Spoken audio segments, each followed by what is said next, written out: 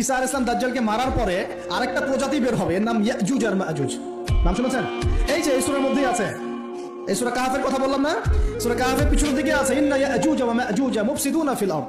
যুলকারনাইন বাদশার কথা বলবেন, তিনি এই যে দেয়াল নির্মাণ করে দিয়েছিলেন লোহা এবং তামা দিয়ে, মনে আছে পড়েছেন? আচ্ছা, এই ইয়াজুজ আর মাজুজ যখন বের হবে পৃথিবীর পানি খেয়ে শেষ করে ফেলে দিবে। এরা এত বেশি হিংস্র হবে যে এদের সাথে লড়াই করার মতো ক্ষমতা কোনো মানুষেরই থাকবে না। এমনকি ঈসা আলাইহিস সালামেরও নয়। ঈসা আলাইহিস সালাম তুর পাহাড়ে চলে যাবে মুসলিমদেরকে নিয়ে, তুর পাহাড়ের ভিতরে মুসলিমরা সেখানে লুকিয়ে থাকবে, পৃথিবীর মেসাকার অবস্থা হয়ে যাবে, পৃথিবীর পানি খেয়ে শেষ করে ফেলে দিবে হিংস্র প্রজাতি। তখন ঈসা আলাইহিস সালাম আল্লাহর কাছে দোয়া করবেন, আল্লাহ এই বিভৎস জাতিকে ধ্বংস করো।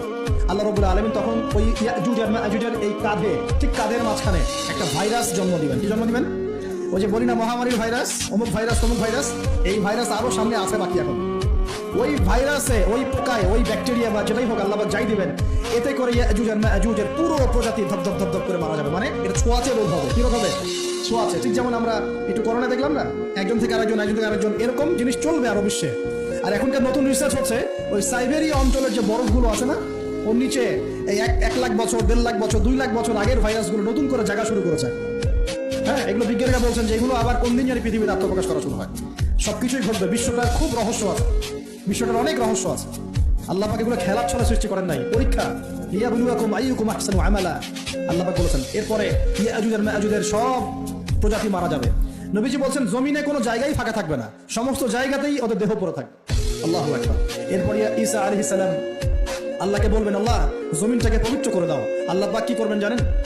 বড় বড় নখরওয়ালা, বড় বড় নখ আছে, নখ দেখেছেন? বড় বড় নখ, বড় বড় নখওয়ালা একটা স্পেশাল প্রজাতির পাখি আল্লাহ পাঠাবেন। কি পাঠাবেন?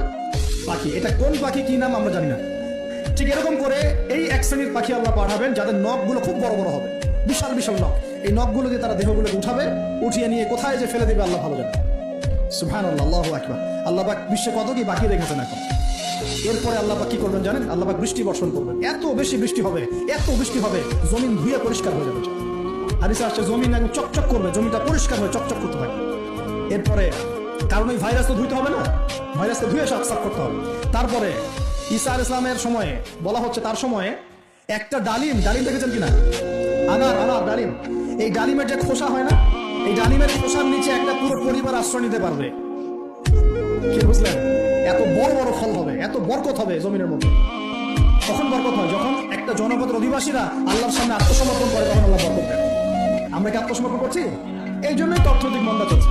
এমনি নাকি সুদ খাচ্ছেন, দিব্যি ঘুষ খাচ্ছেন, দুর্নীতি করছেন, জেনা করছেন, মানুষের সম্পদ আত্মসাৎ করছেন, মাপে কম দিচ্ছেন, আবার নামাজও করছেন। মাশাআল্লাহ, তো বরকত থেকে আসবে। বরকত কখন আসে? যখন একটা কম আল্লাহর সামনে সম্পূর্ণ আত্মসমর্পণ। একটা ডালিম হবে, রূপ কথা নয়, এগুলা গান গল্প বলছি না। এর প্রতিটা কথা আল্লাহ পাকের ওহী থেকে আসছে। এর একটা কথা মিথ্যা হবে না ইনশাআল্লাহ। বিশ্ববাসীরা দেখবে একটা ডালিমের নিচে একটা পরিবার আশ্রয় নিতে পারবে। এত স্পেসিফিকলি বলা হয়েছে হাদিসগুলোতে। নবী সাল্লাল্লাহু আলাইহি ওয়াসাল্লাম বলেছেন যে 10 জন ঘোড়সওয়ার, কয়জন ঘোড়সওয়ার? 10 জন ঘোড়সওয়ার বের হবে ইমাম মাহদীর সময়, যারা খোঁজ নিতে যাবে যে দেখি দাজ্জাল বের হয়েছে কিনা। ঘোড়ায় করে খোঁজ নিতে যাবে, দেখি দাজ্জাল বের হয়েছে কিনা।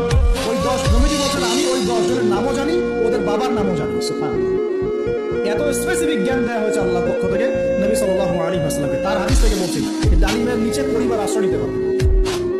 তো অনেকে হয়তো হাসবে, কি বলে, একটু উল্টা পাল্টা কথা, তাই না?